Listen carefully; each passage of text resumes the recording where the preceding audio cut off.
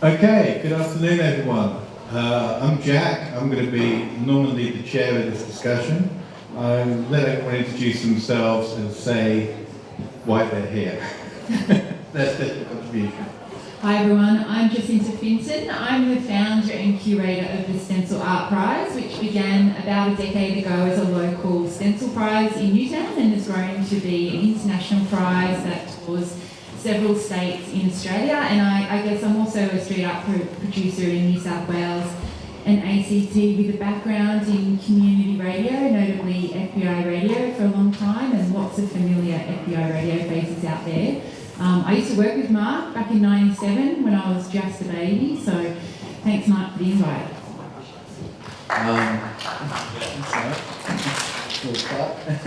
Hi, I'm Mr. Tolman. I'm a Sydney poet and musician and producer, and I'm a singer of a Sydney punk band, and I guess I have had a history in storytelling, specifically around Australian, the Australian suburban narrative, I guess. Hi everybody, thanks for still being here. I'm Stephanie Smee, and thank you Mark for having us all and for organising this great event. I am a translator, so I guess I'm the translator in the translation session, from French to English mainly, and I'm working as a literary translator, have been for about 15 years. I did some legal translation before that for about 6 years for my sins, as I was a lawyer in another life. So, thank you. And yeah, I'm Jack Sargeant. I'm a writer and curator. And I guess what we're talking about in this session is the idea of translation, both in the literal sense, but also talking about translating artistic practice, and music, stencil art, and how this all translates. So art moving between forms, between visual art and sound art into text, and moving from text into other forms of art. We all had a chat outside, and the thing that came up that I thought was the most interesting thing was this idea of the intention of the translator. What do we mean? What is the intention of the translator? I want all three of you to answer this. I'll start with Stephanie, because yours is maybe the easiest, yet also the most difficult form of translation. Yeah, well, I guess it's the most literal in that sense. I mean, the task for me, of course, as a literary translator, I think is one always of trying to find the voice, be it of characters or of an author, that you are trying to convey as faithfully as you can, but what that actually means is not necessarily a literal translation. In fact, it's usually not. That would be a mess. But I think, in a way, it's very helpful to think about the task of literary translation in the same way, perhaps, as a musician interpreting a score or an actor interpreting a script. I think that's quite a helpful analogy. And the idea, I think, of the musical analogy to literary translation is one that is commonly referred to by writers. And it helps, I think, because it gets straight to the notion of the music of the text, because there is a real rhythm. When you're translating poetry or a play or prose, you are dealing with rhythms that are created by syntax, by where subjects and objects stand, by repetitions of phrases, by all those things that an author has at hand in their original language, and which we translators are then trying to replicate. Yeah. Well, I don't know if I can compete with that. That was pretty impressive. But I'll just talk about maybe my interpretation of that question, which would be, I think, particularly with music, if, say, starting out writing from the perspective of with poetry into a lyrical form within music, a lot of the language often, it's kind of cheating in a way, because with music, a lot of the language is there already, and the emotional tone is there, and a lot of it is about sort of just fitting into, like a lot of writing as well, trying to find a place for everything. It's like a puzzle almost, yeah, trying to find, find the slot for everything, and whether you're matching the tone or of the music with what you're writing as well. However, if it's in verse, it can be a lot more difficult, I feel, when maybe in the way of having lyrics read as poetry. Sometimes they don't translate because a lot of the language is, or a lot of the strength is coming from the music. So just in terms of interpretation, sometimes a piece of poetry can read as one thing, however, if it's presented with a piece of music, it completely changes what's being said and the tone of what's being said. I might try and use an example of an artwork to add something to this discussion. A piece in Newtown that we all know and love, the I Had a Dream mural with the symbol of the earth and Martin Luther King with the black background and the Aboriginal flag. Originally it was painted with just the black background, so the Aboriginal flag was actually added at a later point. So before that, I guess the interpretation of the artwork was that it was having more of a world conversation with the world community about racial issues and things like that. And then once the Aboriginal flag was added, I believe it was added by another group, but I might be wrong, because the regional artists were from overseas, there was two of them. It became much more of an Australian conversation, that artwork. But then, it was installed a long time ago and it's been damaged and it's been repaired, and I guess now for a new generation of people living in Newtown, they look at that artwork. 20-somethings may not necessarily recognise Martin Luther King's face in that mural the way most of the over 40-year-olds in this room, if I dare say, would. So for younger people, that artwork would seem to be more a comment or interpreted as Newtown's political aspirations, and it's an edgy place where we have a certain way of thinking. So over time, the interpretation of that street art has really changed, and it became very iconic to Newtown, and it has different, I guess we have different interpretations of that artwork depending on how long we've been in Newtown and our age as well. So I've always found that really fascinating, that over time the meaning of creative artworks can change, and likewise with songs, I guess. Can I just leap in and add just an interesting perspective that translators sort of think about often, that you, whether you're doing a legal translation or a literary translation, that you're told to sort of, or trained, I guess, to think about your target audience, and for whom it is you're actually translating this work, whether it be a children's text or something else. But I recently read an essay by a German philosopher, Walter Benjamin, who was saying that really that whole process of thinking about the intended target was a completely pointless exercise, and that it perhaps just interfered with the task of the translation act itself, which was curious, because it was contrary to sort of, I feel, how I try to work myself in my work. When you talk about your work in the question of translation, to what extent is the muse you're responding to, the muse of the original artist, or your own muse coming through? Oh, I think that absolutely you are trying, I guess, to channel the voice of the writer. I mean, you have to be. But as we discussed around the table earlier, there are always going to be hints of who you are.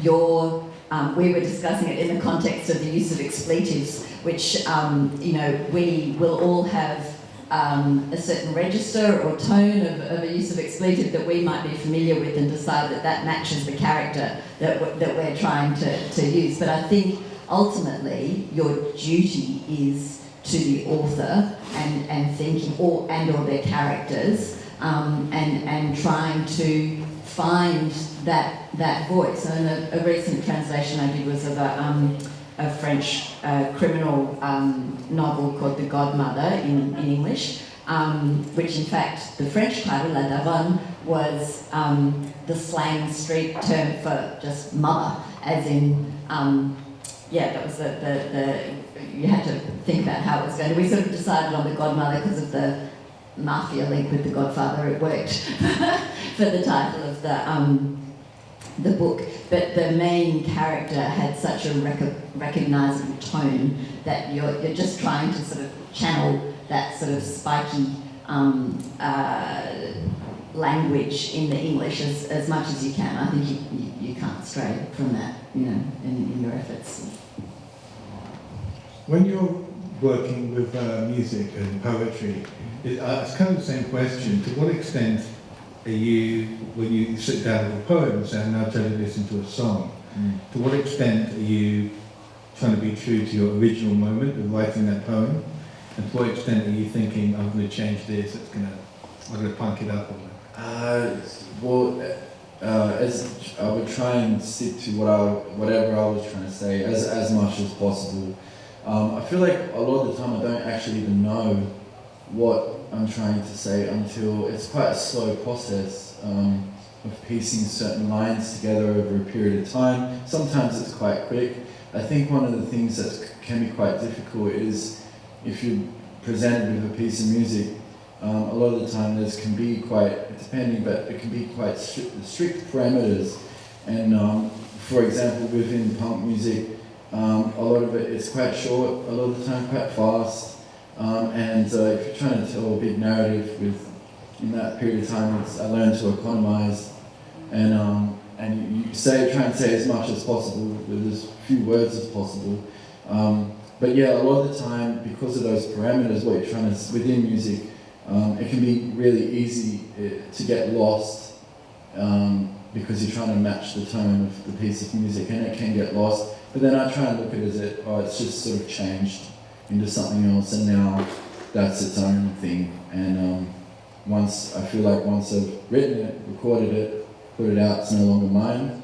I don't have to worry about it. I can clear space that's in my head all life, and I feel unburdened by at that stage. Yeah. So this question, you've created the work and it's gone out into the world. You've translated the book and it's gone out into the world. You see that it belongs to the reader now, or does it? I guess my question is, what's the role of interpretation here? We have a specific role of interpretation about people, the meaning changing, looking at the street art over the years. So how do you see interpretation involved in what you do, and the audience's response? Yeah, I think a translation in that respect of a published work is probably no different ultimately to any other literary or non-fiction or fictional work.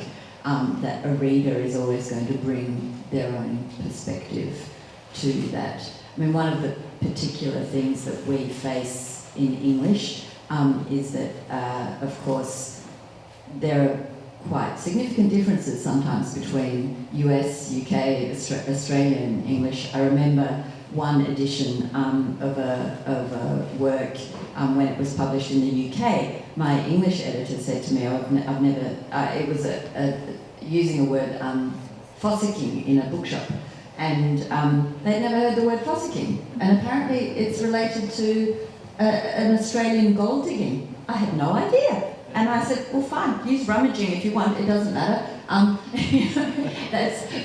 those sort of contextual things, you have to be mindful of the audience. But, every reader is going to bring their own, interpretation, I think, to the work in the same way as any other book. Yeah. It's a little bit like the session with Mark Mordew earlier when the authors were talking about have they described the artists that they're writing about in the right way, and it's that fear of, am I bringing the right meaning to it?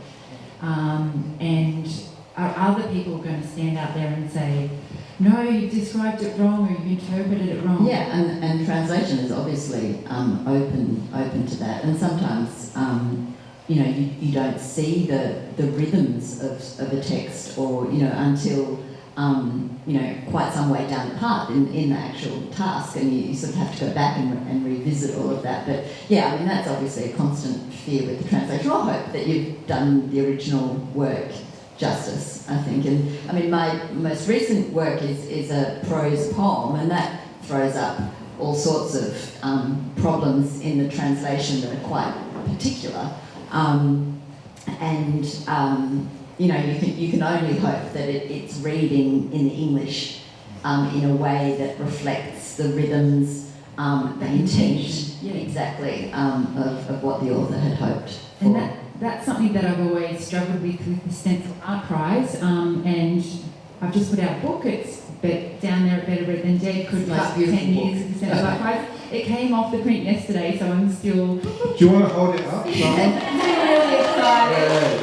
I touched it for the first time today, but even in writing that book, it was something I tried to steer away from interpreting the artworks, because it's almost like they're not mine to describe, but I'm here writing a book about them. I've found over the years, when I write a media release about one of the winners, they'll inevitably come up to me and say, oh wow, I didn't know that, or see that in my work, or maybe the judges have made comments and they're like, really? I didn't think it looked like something that had been pulled off the side of a train and had tagging on it, but wow, yeah, I see how you can see that. So it is that real gatekeeper moment where you really wonder, as a curator or an interpreter or something, have I understood it correctly? And there's a lot of trepidation around that. Do you feel a sense of responsibility to the artists in that sense, or do you feel that you can just do it now?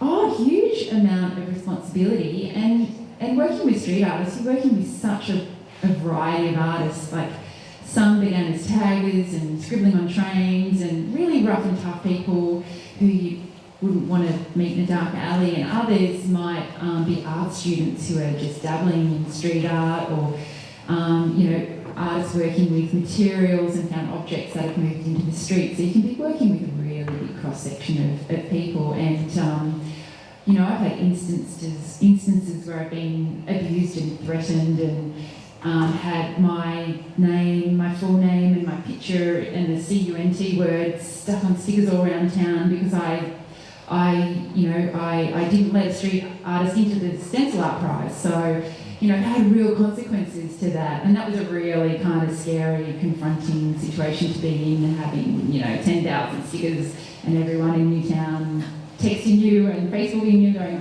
did you break up with your boyfriend, or something like that. So yeah, I felt the real consequences of getting it.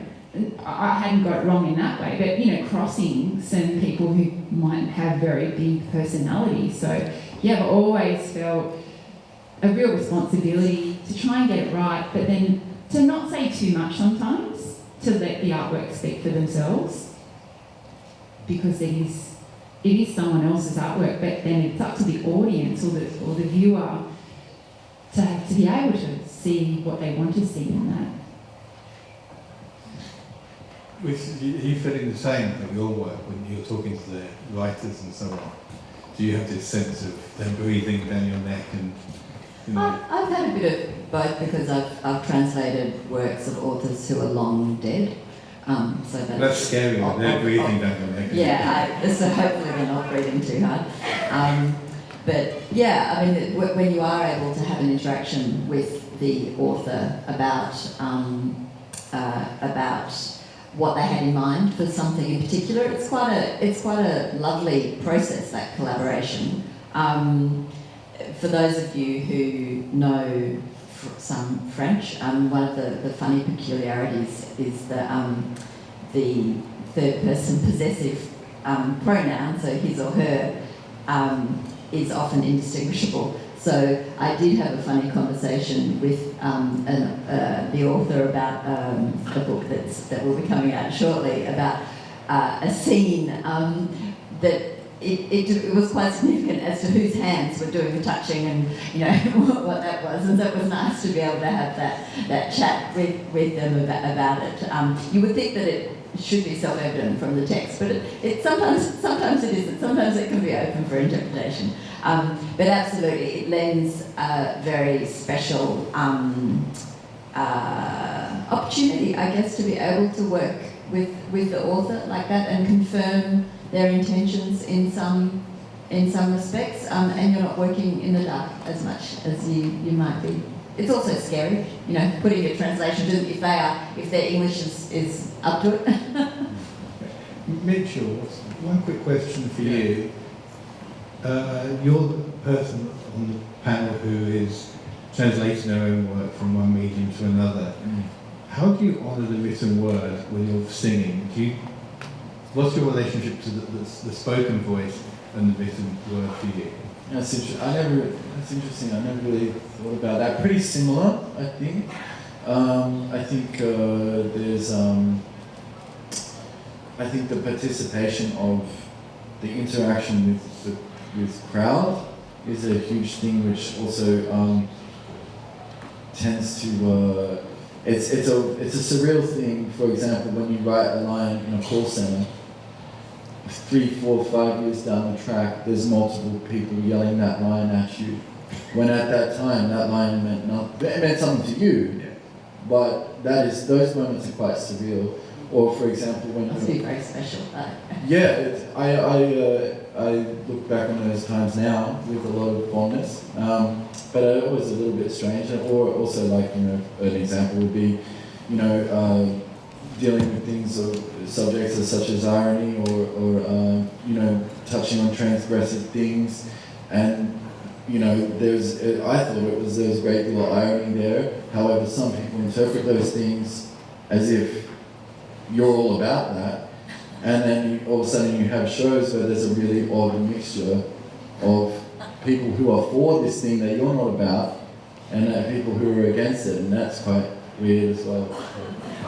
Yeah. I think that's definitely something. You know, punk has a history of people writing satirical songs and misinterpreted. So I think time is rapidly running out. But can I just ask if anyone here has any quick questions they want to ask whilst you have the opportunity? Okay, that's cool. Your books are for sale over there, right? Yeah. And will you sign them for people? I will. I've got to get the train back to Newcastle pretty quickly because I'm working at a radio station early tomorrow morning. But yeah, So, if you quit. buy the book fast. Is your book available here on latest translation? I think so. It looks like that. It's got the most beautiful cover, and it's quite an extraordinary work. The author sadly died just at the age of 42, just weeks before the English publication. But yeah, it's been a bit of a privilege to translate this one. Thank you. And have you got any merch yet? Not today. Okay, you've got 1 second to spook your next gig. What's that, sorry? You've got a second to spook your next It will be gig. announced on May 26th, and it's at a big, quite a big Sydney venue. That's all I can say. Exciting. Excellent. Thank Thanks you. everyone. Thank you.